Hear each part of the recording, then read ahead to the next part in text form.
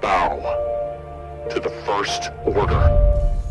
Hey everyone, First Order here, and the new community transmission for the new Battlefront update was just released. So, let's analyze everything that's said. A lot of stuff's revealed, especially for the future of 2020 that I'm really excited about. So, let's dive right into it. Firstly, we have confirmation that after this update, they're going to be focusing on the original trilogy, The Age of Rebellion. And they're going to be bringing Death Star 2 and Scarif into the newly named Supremacy game mode. Capital Supremacy is now just being renamed Supremacy, which could hint at future things for the original trilogy, but I'll get into that later. But yeah, Scarif is being ported over from 2015's Battlefront. It's been so long since I've played 2015's Battlefront Scarif, I honestly forget the entire map. I remember some points here and there, but it's honestly going to feel like a brand new map just because I haven't played on that in forever. I am super excited about that. No date is revealed. All it says is that more details and Age of Rebellion content will come later in February. So, that could be anything from confirming when Scarif and Death Star 2 will be released in the newly named Supremacy game mode, or could be new Rebellion reinforcements and Imperial reinforcements. That'd be pretty cool. Or possibly even new heroes. But it does look like they are still taking a break from the Clone Wars, which is kind of sad because I did want Ahsoka and Asajj Ventress for the Clone Wars Season 7, but it's fine. Hopefully we get that later down the line. But anyway, let's now go into what's coming out February 3rd. So now let's get into the new thing is coming out February 3rd, which is in, 3 days? BB8 and BB-9E are basically the same exact thing, just one light side, one dark side. That's fine, I guess. I think these heroes were kind of, I don't want to say lazy, that's definitely not the word I'd use, but not as much effort put into them as other heroes. I feel like they might be easier to do, I don't know.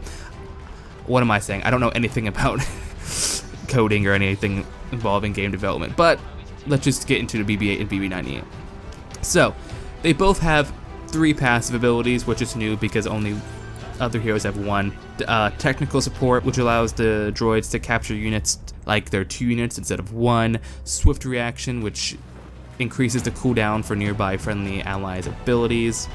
But BB-9E's ability is periodically regenerates the main health of friendly characters around him. So BB-8 focuses on abilities, BB-9E focuses on health. And they both have 3 abilities. First off, there's going to be a head charge ability, similar to what we see in The Last Jedi, when BB-8 headbutts the X-Wing to get it started again. If BB-8 finds himself into a tricky situation, he can use a shock prod on enemies in front of him, which deals electrical damage over time.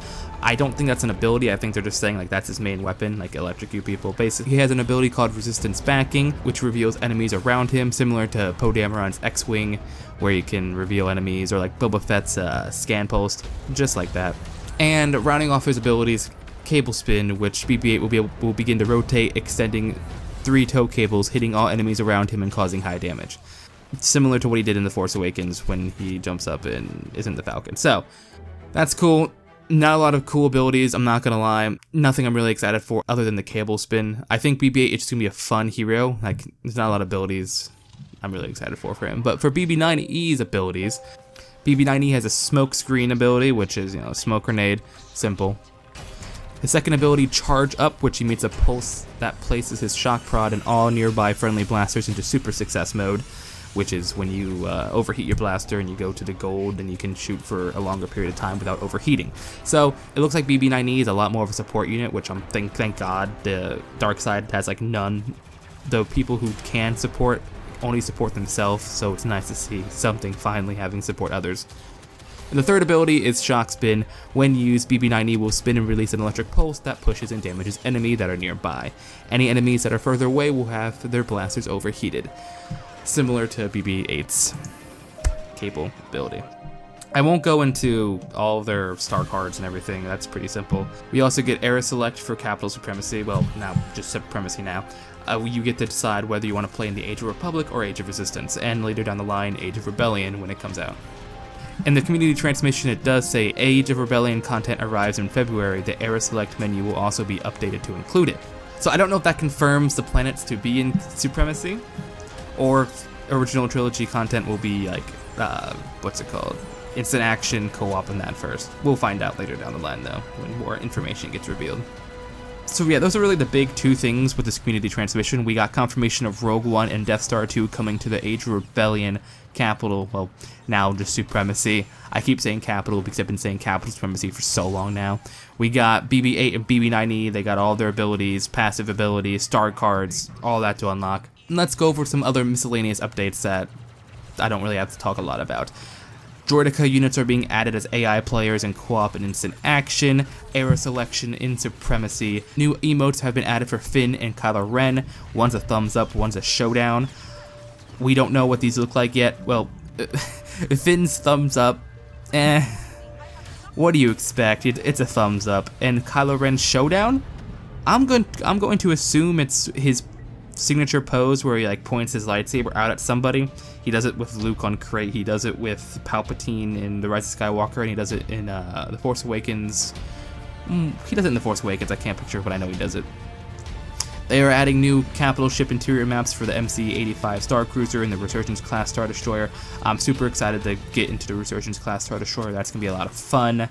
Supremacy and instant action maps will be available, Takodana, Jakku, and Agent Kloss, which means no Starkiller base.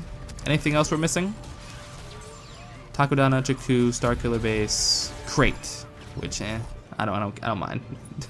I think their selection is fine, other than Jakku, because I just generally hate Jakku.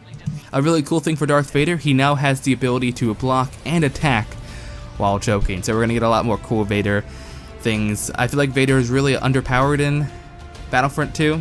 He was like amazing in Battlefront 1. I don't really know what they did to him in this game, but I feel like he's just not as good.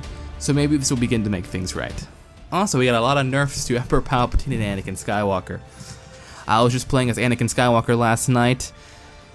I'm gonna miss the OP-ness, but at the same time I'm not, because whenever someone else uses him, it's really annoying. Anyway, for Emperor Palpatine, he has reduced slow movement of Dark Aura. Thank God, I hate it when people are slow. Reduced single hand damage from 15 to 14. Reduced double hand damage from 32 to 28. I don't know about double damage, that's kind of dumb anyway. Reduced chain lightning radius from 26.25 to 18 meters. That's gonna make them bad. Various visual improvements of Dark Aura visual effects, including fixing an issue where the ability would affect visibility for teammates. Reduce Emperor Palpatine's damage against a TX-130, and fix an issue where chain lightning would occasionally go through blocking. And for Anakin Skywalker, the Pressure Star card reduced value from 10, 20, 30, 40 to 10, 15, 20, 25. I believe the Pressure Star card increases the damage of the Passionate Strike. Reduce Passionate Strike first damage on troopers and reinforcements from 130 to 70. That's a big oof. Reduce Passionate Strike on damage on troopers and reinforcements from 250 to 180. Also a big oof. Reduce the base damage of Heroic Impact and troopers from reinforcements from 120 to 100. Big oof. And they changed the Massive Strike star card. Anakin Skywalker deals more damage with his lightsaber attack, but his stamina costs are increased. I don't know why they didn't do that in the first place. Literally all the lightsaber heroes that have like lightsaber damage increase, but stamina is affected more. Everyone has that except for Anakin Skywalker. Anakin Skywalker was the only one that just has deal more damage. I don't know why they decided not to add that, so we're finally getting that. I may have to make a new Anakin Skywalker star card video because 2 of the star cards I suggest using are being nerfed, so we'll see how that goes. There's a lot of updates. I'll put the link to the CT in the description below. I think the biggest announcement from this is Scarif in the Age of Rebellion. I really want to focus on that now. I really want to get into the Age of Rebellion now.